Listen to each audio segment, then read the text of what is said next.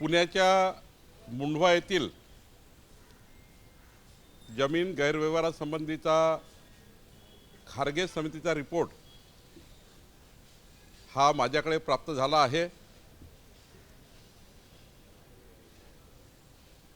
हा रिपोर्ट माननीय मुख्यमंत्र्यांशी चर्चा करून या रिपोर्टच्या संदर्भाने ज्या काही खारगे समितीने शिफारशी केल्या आहेत त्याप्रमाणे आम्ही पुढील कारवाई करणार आहोत। कालच मला सीलबंद लिफाफा मिळालेला आहे, अजून तो सीलबंदच आहे, पण मी आज माननीय मुख्यमंत्र्यांशी चर्चा करून या रिपोर्टच्या आधारावर ज्या ज्या कारवाई या शिफारशी आहेत त्या आम्ही करणार आहोत।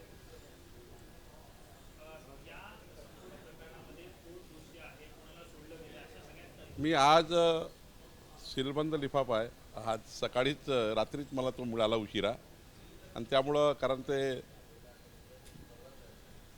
त्याची प्रोसेस जी आहे ती प्रोसेस पूर्ण करावी लागेल।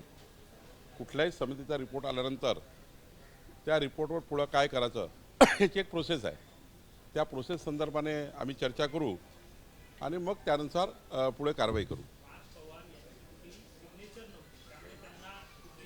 जर रिपोर्ट अजूनही लिफाफा सीलबंद आहे, अजून तो उघडलाच नाही आहे, तर त्याच्यावर आपल्याला कसं माहिती आहे की पार्थ पवारचं काय किंवा त्या ठिकाणी काहीतरी कोणतरी बातमी छापतं, त्यावर आपलं मत आपण तयार करतो, महाराष्ट्राला दाखवतो। कालच रिपोर्ट माझ्याकडे आला आहे, सरकारने तपासातच आहे, अजून मी सुद्धा वाचन केलं नाही आहे, आणि त्यामुळं मला असं वाटतं की चौकशी समितीच्या रिपोर्टवर आम्हाला वाचन करायला थोडा वेळ लागेल। माननीय मुख्यमंत्र्यांशी मी चर्चा करेल आणि मग समोरची कारवाई या रिपोर्टनुसार काय करायची याचा विचार याचा निर्णय सरकार करेल।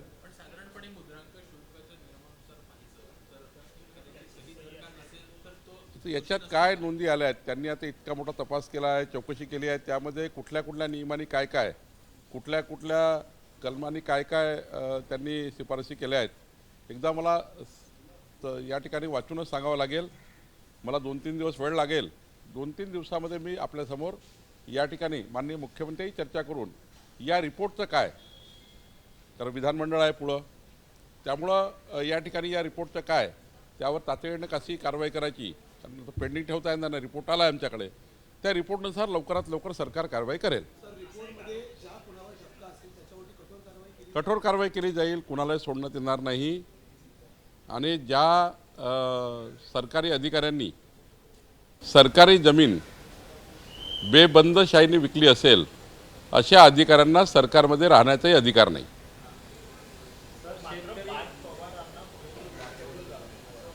कुठल्या रिपोर्टवरनं, कोणी सांगितलं, कुणाचा रिपोर्ट आहे, कुणी वाचला?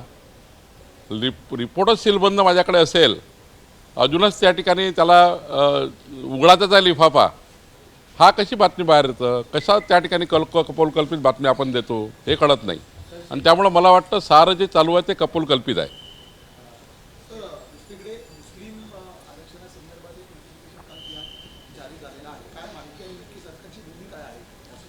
नाही, जो काही निकाल आहे कोर्टाचा, त्या कोर्टाच्या निकालाप्रमाणे मला असं वाटतं की पुढची कारवाई झाली आहे। मुस्लिम आरक्षणासंबंधी जे कोर्टाचा निकाल आहे त्यावर जे कोर्टाने नाकारलं आहे मुस्लिम आरक्षण, त्या आधारावर सरकारने कारवाई केली आहे किंवा सरकार कारवाई करेल।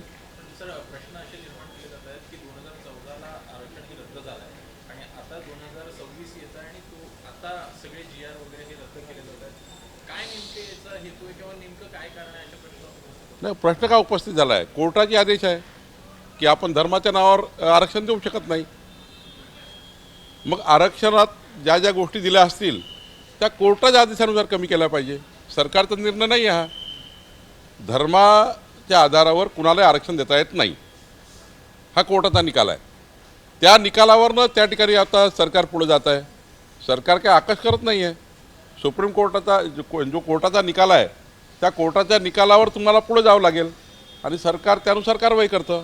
मला वाटतं कोर्टाच्या निकालावर केली आहे।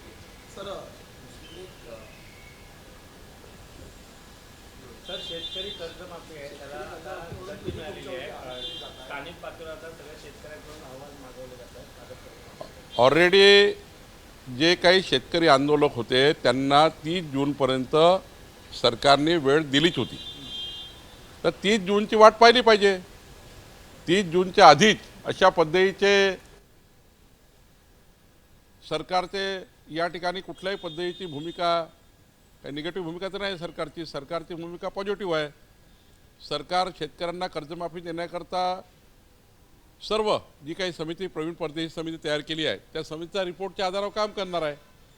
आणि हे सरकारला मान्यच आहे की जो शेतकरी अडचणीत आला आहे त्या शेतकऱ्याला कर्जमाफी झालीच पाहिजे. आता आम्ही 30 जून सरकारने दिली आहे डेडलाईन. 30 जूनपर्यंत हा अहवाल येईल, त्यावर सरकार कारवाई करेल. तेव्हापर्यंत ही वाट बघितली पाहिजे शेतकरी आंदोलकांनी आणि सर्वांनी. कारण 30 जून सरकारने त्यांनी मान्य केली आहे. मान्य राजू शेट्टीजी, बच्चू कडूजी आणि सर्वांनीच. आणि 30 जूनपर्यंत आम्ही देऊ. 30 जूनपर्यंत आम्ही समितीचा रिपोर्ट एक्सेप्ट करू. समितीचा रिपोर्ट जो येईल त्याला मान्यता देऊ. आणि माननीय मुख्यमंत्र्यांनी जाहीर केला आहे की आम्ही त्या संदर्भाने कर्जमाफीबद्दल योग्य निर्णय करू. त्यामुळे माननीय मुख्यमंत्री या बाबीला सकारात्मक आहे. आमचा मॅनिफेस्टोमध्ये आम्ही वचन दिलं होतं आणि माननीय मुख्यमंत्र्यांवर मला विश्वास आहे की शेतकऱ्यांच्याबद्दल माननीय मुख्यमंत्री योग्य निर्णय घेतील. आणि शेतकरी कर्जमाफीबद्दलही जो काही ज्यांना खरी गरज आहे अशा शेतकऱ्यांना कर्जमाफी होण्याचा निर्णय माननीय मुख्यमंत्री करतील. कारण माननीय मुख्यमंत्र्यांनी स्वतः प्रवीण परदेशी समिती तयार केली, त्याचे पॅरामीटर तयार केले आणि त्याप्रमाणे आता जो रिपोर्ट येईल त्यावर पुढे कारवाई होईल. अजित पवार यांचा जो अपघात झालेला आहे तो अपघात नसून हा अपघात आहे असं 100% शंका उपस्थित जे आहे ते रोहित पवार करतात. त्यांनी आज सुद्धा प्रेझेंटेशन केलं आणि जी कंपनीचं विमान होतं त्या कंपनीला सुद्धा ते दोषी ठरवतात आणि त्या कंपनीवरचा जे जे आहे ते त्यांनी संपूर्ण प्रेझेंटेशनमधून ठेवलेलं पाहिलं. या राज्याच्या कुठल्याही व्यक्तीला एखाद्या विषयाची अपघाताची शंका असेल तर अजित पवारचा अपघात तर फारच मोठा आहे किंवा तो जे काही इन्सिडेंट झाला आहे. रोहित पवारला संशय आहे, अजून इतरांना संशय आहे. त्या संशयाकरता माननीय मुख्यमंत्र्यांनी काल आपण बघितलं असाल की राष्ट्रवादीचे सर्व नेतेसुद्धा माननीय मुख्यमंत्र्यांना भेटले. आमच्या सुनेत्रा वहिनी भेटल्या, तटकरे साहेब भेटले, प्रफुल्ल पटेलजी भेटलेत. त्यांनी मागणी केलीच आहे CBI चौकशीची. या देशातली सर्वोच्च चौकशी करणारी CBI एजन्सी आहे आणि त्यामुळे त्यांची मागणी केलीच आहे. मुख्यमंत्री तसे त्यांनी सूतोवाच केला आहे की माननीय केंद्रीय गृहमंत्र्याकडे हे पाठवलं जाईल. त्यामुळे मला असं वाटतं की शंकाचं निरसन झालं पाहिजे. रोहित पवारांनी जे काही मांडलं त्याचंही निरसन झालं पाहिजे. या राज्यामध्ये पारदर्शी चौकशी झाली पाहिजे. या बाजूने सर्वच आहे. अजितदादाबद्दल तर काही सर्वांच्याच भूमिका ह्या आहेत की बाबा ती घटनाच अजून त्या ठिकाणी आम्ही म्हणजे या ठिकाणी सहन करू शकत नाही. अशा इथल्या या घटनेमध्ये आणि हाय प्रोफाईल घटनेमध्ये आपण चौकशी केलीच पाहिजे. ती कुठल्याही लेवलची करायची असेल ती सरकार करेल. तशी भूमिका माननीय मुख्यमंत्र्यांनी घेतलेली आहे. राष्ट्रवादी काँग्रेसच्या सर्व नेत्यांनी घेतल्या, आमच्या सुनेत्रा वहिनींनी घेतली आहे. त्यामुळं मला वाटतं की मोठी चौकशी होईल आणि चौकशीतनं खरं निष्पन्न होईल.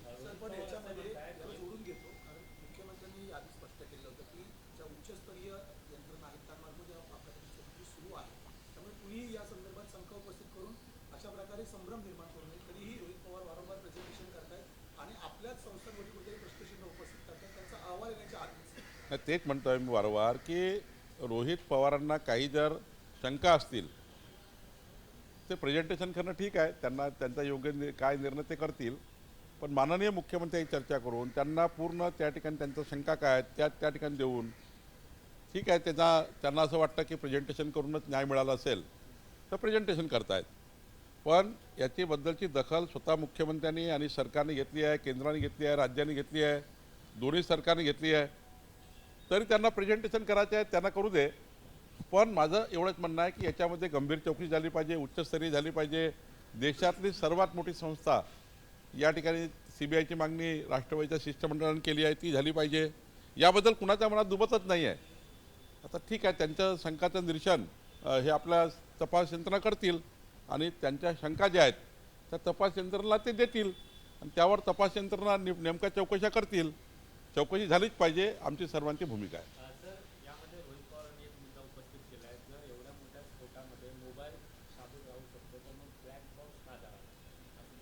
नाही, मी वारंवार सांगतोय की हा चौकशीचे मुद्दे आहे. ज्याचा अधिकार मला नाही की ब्लॅक बॉक्सबद्दल काय झालं किंवा मोबाईलबद्दल काय झालं. चौकशी यंत्रणाकडे हा सर्व मोबाईल, कागदपत्र, डेटा जे काय आहे त्याच्या आधारावर निर्णय होईल.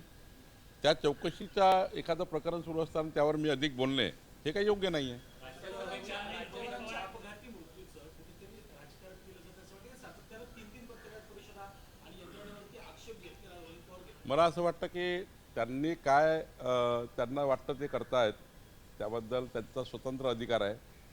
रोहित पवारांना वाटतं असं करूनच जर न्याय मिळत आहे त्यांना असं वाटतं आहे. पण मला असं वाटतं दुसरेही मार्ग आहेत की आपल्याला जे काही शंका आहेत त्या शंका आपण योग्य डायसवर मांडून त्या ठिकाणी त्या शंकाचं निरीक्षण करू शकतो. त्या शंका ते चौकशीमध्ये येतील, पण त्यांना या पद्धतीने मांडायचा त्यांचा तो अधिकार आहे. त्या अधिकारावर मी बोलणं योग्य नाही. लोकशाहीमध्ये प्रत्येकाला आपापले अधिकार आहेत, ते अधिकार ते वापरतात आहे.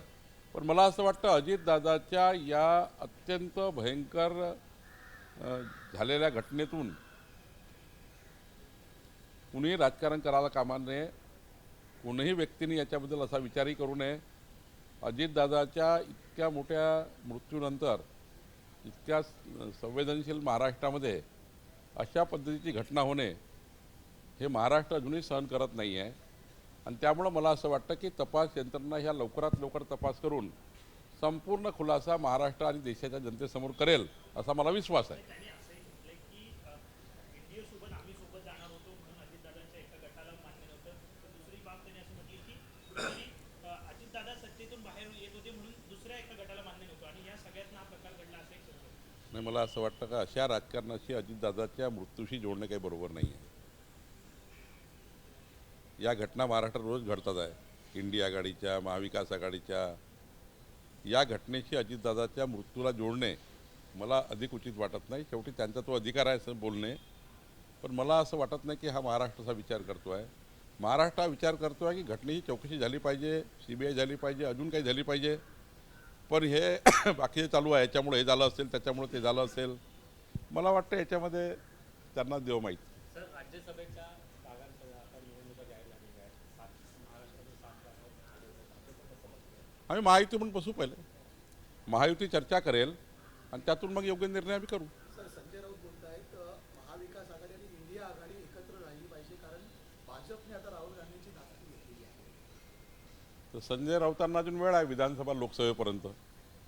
3 वर्ष वेळ आहे, 3.5 वर्ष वेळ आहे लोकसभा विधानसभेला. तोपर्यंत पूर्ण देशाचा प्रवास करून संजय राऊतनी हे सर्व जेवढे एक दिल के तुकडे हुए हजार अशी जी झाली आहे महाविकास आघाडी, हे एक एक तुकडा जमा करून या सर्व तुकडे पार्टीला एकत्र आणण्याचा प्रयत्न केला पाहिजे 3.5 वर्ष. आणि माझी शुभेच्छा आहे त्यांना. त्यांचा प्रयत्न यशस्वी झाला पाहिजे. आमचं काही म्हणणं नाही. इंडिया आघाडी 20 पार्ट्या, 40 पार्ट्या, 50 पार्ट्या ज्या काही आहे त्या पक्षाचं काय करत त्यांनी बघावं. मी केवळ महालक्ष्मी कोराडी येथे 161 फूट हनुमानजीची मूर्ती जी आम्ही उभारतो आहे त्यांचं उद्घाटन अमितभाईच्या हस्ते व्हावं. माननीय नितीन गडकरीजी, देवेंद्रजी यांनी सर्वांनी या उद्घाटन कार्यक्रमाला उपस्थित राहावं. त्यामुळे सर्वांना निमंत्रण दिलं आहे आणि माननीय अमितभाईंनी मला वेळ दिलेली आहे. जून महिन्यात त्यांनी वेळ दिली आहे. ABP माझा, उघडा डोळे बघा नीट.